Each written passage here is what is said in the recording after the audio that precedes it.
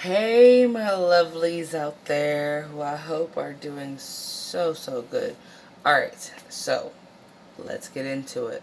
I want to talk to you guys about gang stalking.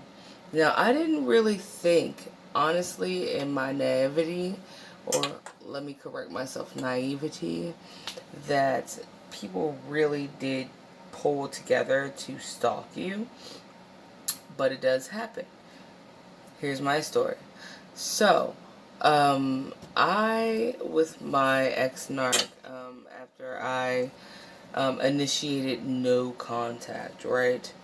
There's a grocery store. I'm well known at this grocery store because the grocery store is about 3 blocks from my home. And I'm known to grocery shop daily because I'm just not that good at grocery shopping for like months. You know what I'm saying? So I grocery shop daily for what I need. And the narc obviously like knew that and knows that. So I was at the grocery store one week and I had bought a specific amount of things and specific items. One of those items was steak, right? And I know everyone at this grocery store, and everyone at this grocery store knows me. Okay? So I would know if I saw the narcissist. I'm 5'1", by the way, in height, and my narc is like 6'2". Okay? And he has a distinct look and everything like that. So I would know if he was there. You know what I'm saying? And so this particular day that I bought steaks, I got home and the narc at the time was ferociously stalking me. So what I mean by ferociously is he was hacking through every email account. Even if I deleted that account and made a new one, he was hacking through that just to say something to me, right?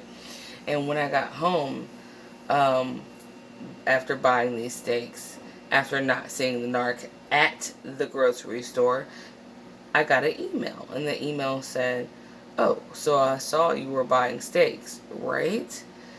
Now, how the fuck would you know that I was buying steaks? Okay? How would you know every item in my grocery cart? Now, let's backtrack.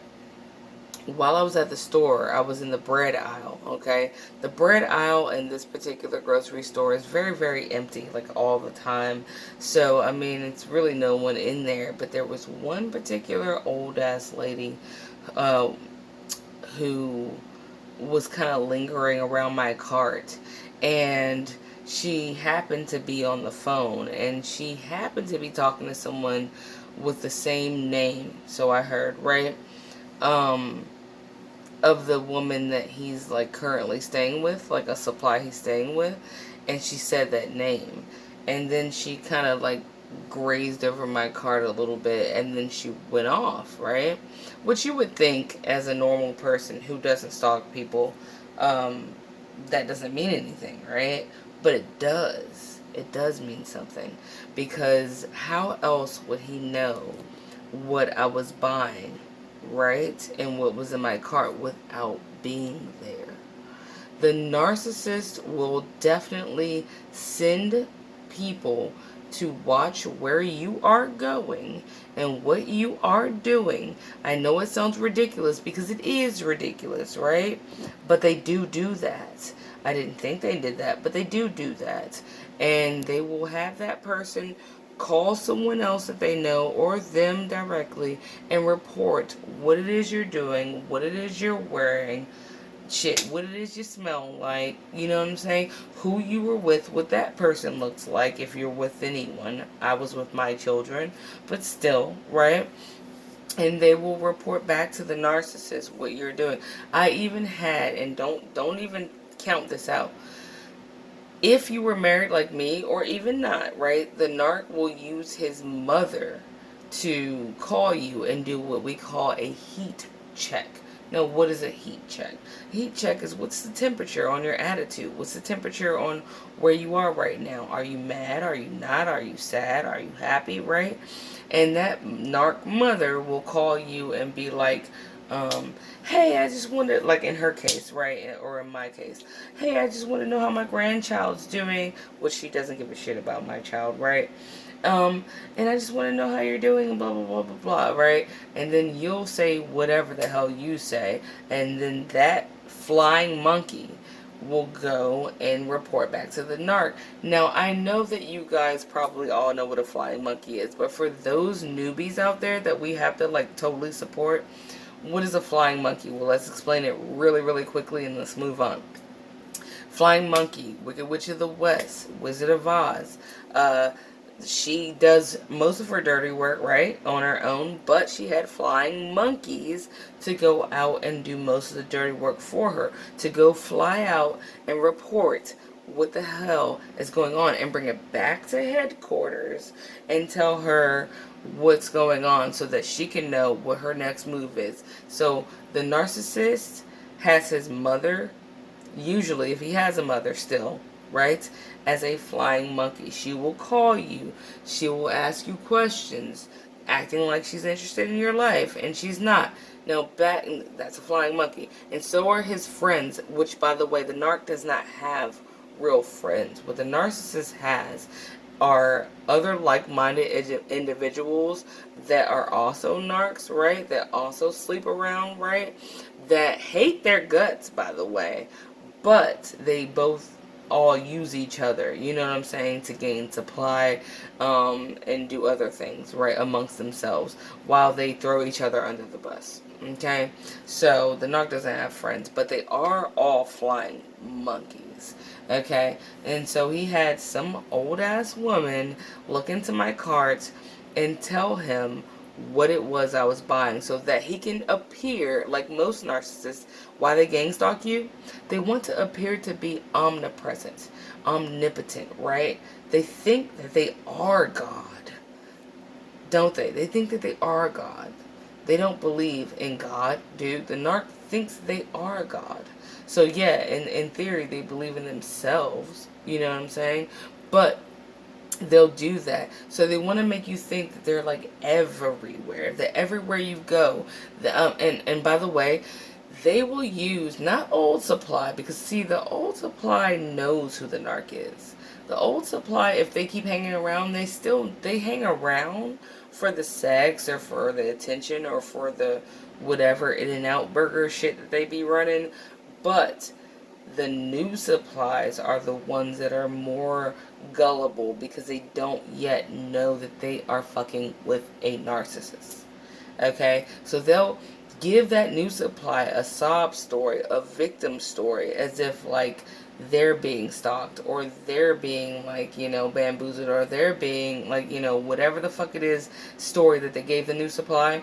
And that new supply, who was more than likely, they could be an empath, but not all the way. Like, a lot of times they're just gullible people, you know what I'm saying, unsuspecting victims or whatever. And so that new supply will take that sob story that they told them about you. Now you, in that new supply's mind, you are the stalker. You are the abuser. You are the liar. You are the cheater, aren't you? Right? But you're not, right? And they're going to say everything that they did, but what they're going to say is that you did that shit, right? You cheated. You abandoned them. You're the alcoholic. You're the drug addict. You left them. You did this. You don't take care of your kids, which they left you with the kids, right? And that new supply, with their pseudo good heart, is going to be like, oh my God, let me help this poor individual that needs to like get away from this horrific person, which is you, right? But it's not you. What the new supply doesn't know is that all that shit happened to you via the narc, right? And they're going to assist them in gang stalking you. How is this going to happen? Well, they're going to convince the new supply that they're trying to like hide out from you, run away from you. You're stalking them. So they're going to get the new supply to watch out for you, right? Oh, I saw such and such wearing a red jacket on such and such street. And then they're going to report that back to the narc. And then the narc, who's already stalking you, is going to then be like via your email or something that they hacked into, like in my case, and go, oh, heard you were wearing a red jacket. I saw you wearing a red jacket on such and such street, doing such and such thing. But really, they never saw shit because the narc is lazy as fuck. And they don't leave the house really until they're going to go fuck a new supply or do some drugs or whatever the shit, right? But it makes you feel like they're omnipresent, like they're everywhere. They're not everywhere. No, their supplies are pitted out like flying monkeys to be everywhere. How else do you think that that dude knew what I bought verbatim in a grocery store that he was never at? Okay? And it makes you scared at first, right? Maybe you might be scared because you really think that they're watching you. It's meant to make you scared. It's meant to make you paranoid. But don't be paranoid and do not be scared. Do not be scared. You know why? Because they're not everywhere. That narc is sitting somewhere, sitting pretty, calculating whatever the fuck they gotta calculate, and they're having other supply just follow you around and report to them on what you're doing. Report back to them on what you're wearing. Report back to them on where you are. And it's meant to fuck with your head because you left. And it's good you left. So stay gone and stay no contact. And know in your heart and soul, they're not everywhere. That narc's not anywhere near you. You know who's near you? The new supply, who's then going to learn when it's happening to them that they just assisted the narc without knowing on how to fuck someone else over and stalk them. Anyway, I'm sorry. I hope this video resonates with someone. I'm tired. I did like a lot of stuff today, but I really wanted to get out the fact that gang stalking actually exists. It's a bunch of people. It's a bunch of people that are under the guise of a total lie that the narc has told them, that are pitted out to basically tell the narc what you're doing because they're too lazy to even stalk you themselves. That's how fucking bummy they are. Anyway, love you.